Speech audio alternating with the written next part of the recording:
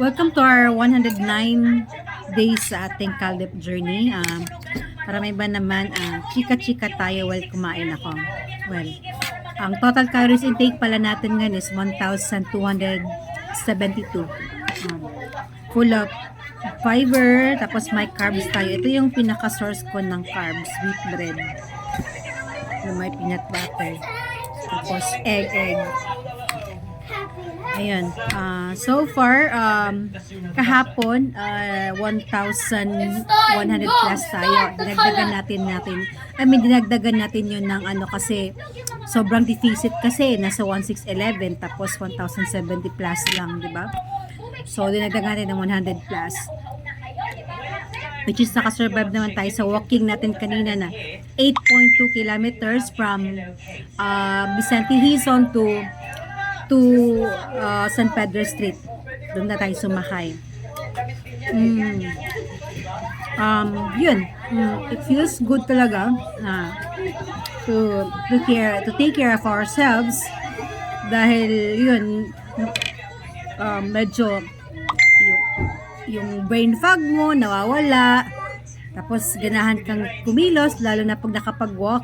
Yun ang na-observe ko, ganahan akong kumilos talaga. And then, yun. Gorgon. Ano ba? Imbas.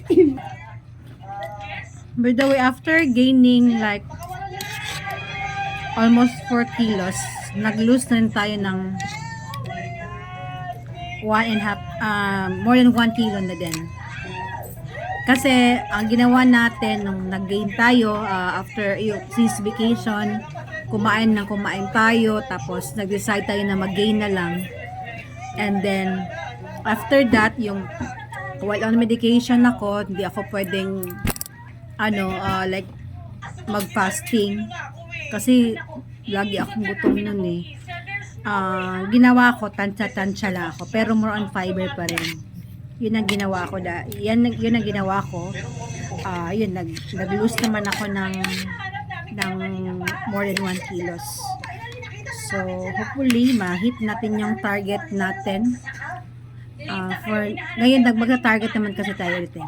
Hopefully, ma-hit natin yung target after 2 months siguro, or 3 months. Huwag lang natin madaliin kasi, yun nga, malaki kasi yung bone structure ko, kaya yung sobrang payat parang hindi talaga mabagay sa akin. Okay?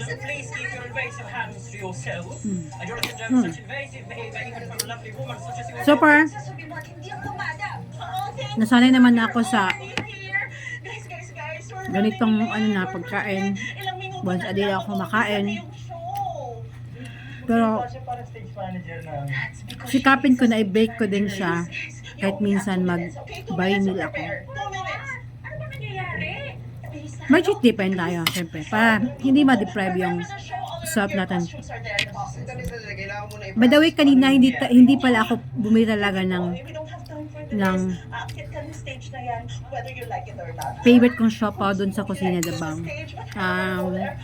Medyo nakontrol ko yung self ko, hindi ko, parang yung cravings ko hindi ganoon kataas.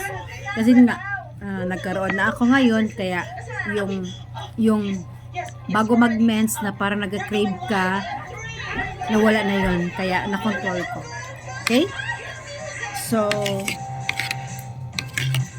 mas mabuti yung talaga na alagaan natin yung self natin, kasi hindi natin alam yung buhay. Ang alam ko, mataas yung binuhay ko dito sa mundo, but hindi ko alam kung ilan na lang yung ibubuhay ko dito. Yun na nakuha ko din from Camille Prats, yung sa interview niya na tinatanong niya, na-realize niya on her 40s na mataas na yung binuhay niya sa mundo. Tama naman siya. Ako din, mataas yung binuhay ko sa mundo. At saka hindi niya alam kung ilan na lang ibubuhay niya. Kaya we should live life to the fullest. Yung piliin natin yung battles natin as I grow older, yun talaga. Marunong na ako pumili ng battles, yun.